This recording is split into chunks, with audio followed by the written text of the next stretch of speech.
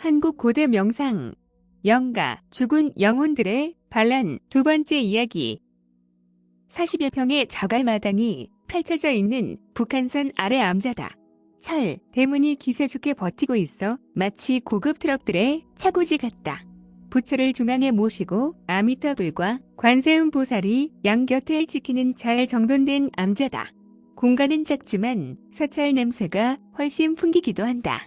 하지만 반대편에는 49제를 지낸 영혼들의 사진과 부적이 나란히 놓여있다. 영가들의 낌새가 귀찮아 마당에서 차를 스님과 같이 한다. 곧 미국으로 떠나는 봄내 회원 스님의 청으로 권리금과 전세금을 지불하고 암자를 인수하기로 결정했다.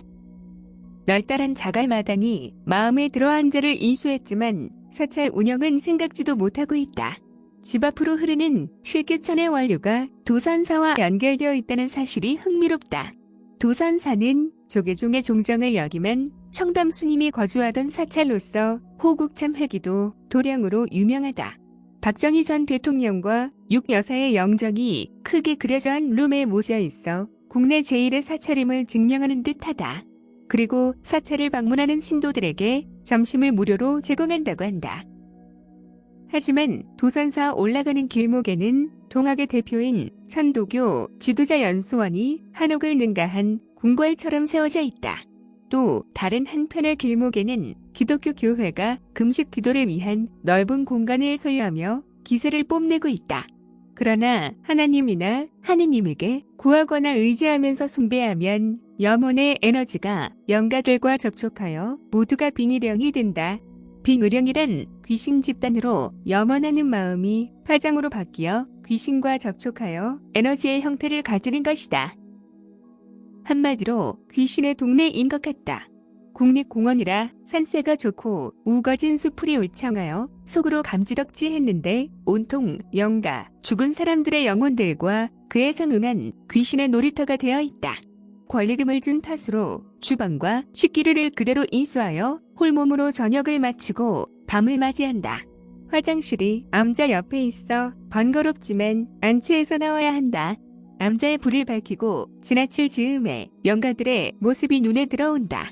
영가들의 깜빡 숨는 모습에서 등골이 오싹해진다. 그것도 두 명이 아니고 여러 명의 영혼들이다. 볼일을 마치고 불을 끈다. 그런데 여러 명의 영혼들이 난잡하게 돌아다니며 이상한 소리까지 들리는 듯하다. 무서움이 덜컥 났지만 다시 암자에 들어가 외등을 밝힌다. 외등에 불을 밝히니 영가들이 밝은 불빛의 모습을 감추고 어둠 속으로 사라진다.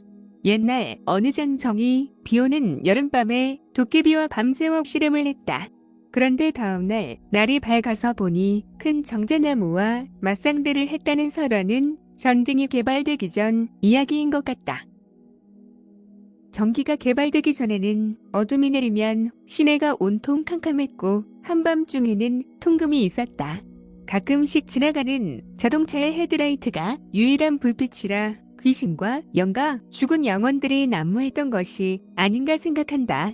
결국 귀신과 영가들은 어둡고 습기 찬 여름밤을 좋아하고 컴컴한 곳에는 언제나 머무른다는 결론이다. 더욱이 영가, 죽은 영혼을 모시는 곳은 귀신들의 놀이터다. 내일은 반드시 49제를 마친 영혼들의 사진을 불태워 없애겠다고 다짐하며 안채로 들어간다. 그런데 필체가 없어지자 영가, 죽은 영혼들이 또 놀이를 시작한다. 그래서 밤이 되면 영가들의 숨바꼭질 놀이 때문에 3일 동안 외등을 켜고 불을 밝혀 귀신과 영가들을 쫓았다. 3일이 지난 후부터 조용해지면서 밤을 맞이하게 된다. 귀신과 영가, 죽은 영혼들은 일반적으로 어두운 곳에서 음산한 기운으로 등장하여 공포와 무서움을 선사한다. 특히 사찰에서 지내는 49제의 영가, 저승의 영혼들은 암자를 떠나지 않고 공중을 맴도는 중음신이 된다. 도산사를 오르는 길은 가파르다. 신도들의 줄에 이어 불공을 드리려고 내방한다. 현대 불교는 기독교의 하느님과 부처를 동격으로 생각하는 경향이 있다.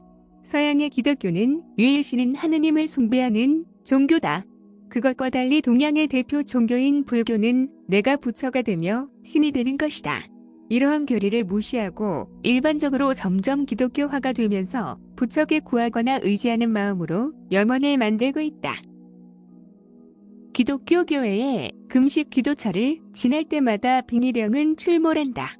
빙의령은 기원하는 마음에 염원이 모여 파장을 이룰 때 귀신의 파장이 함께 합류하면서 동일한 에너지를 만드는 결과이다. 기수련이 필요한 이유가 탁한 기운의 원조인 빙의령을 판별하는 일과 그들을 제거할 수 있는 힘, 법력이다. 기독교의 금식기도, 빙의령과 천도교의 빙의령은 100일 만에 제거되었고 도선차로 올라가는 길목에 있는 아미타불 석불에 묻어있는 염원의 파장도 거의 같은 날 제거된다.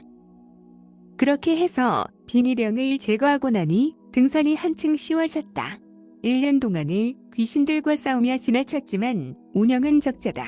하지만 어려울 때는 항상 누군가가 돕는다. 그것이 하늘의 기운이라고 말하기는 뭐하지만 어려울 때는 언제나 누군가가 도움을 준다. 전세 기일이 만기가 되어 남양주 소재 50평 아파트로 한국고대 명상사무실을 옮긴다. 하지만 그곳 역시 귀신들의 세력이 만만치 않다. 그곳의 팔당댐은 남양주시 조안면에 있는 한강봉우의 다목적댐이다. 팔당이란 팔도에 걸친 무당들의 집합소다. 무당은 영혼의 세계와 접속하는 자들로서 접신을 주도하고 빙의령의 생산지 역할을 도맡아서 한다. 우이동의 암자 생활과 남양주의 생활은 귀신 천도의 연속이었다.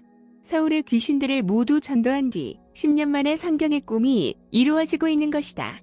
사대문의 종로의 기운 역시 탁한 기운으로 점철되어 있다. 특히 오피스텔 전 입주자인 화가의 그림이 더욱 탁기를 뿜어낸다. 수십 점의 화가 그림을 전부 치우고 나니 조금은 수월한 것 같다. 그러다 보니 100일이 지나간 것 같아 기운의 맑음이 드러난다.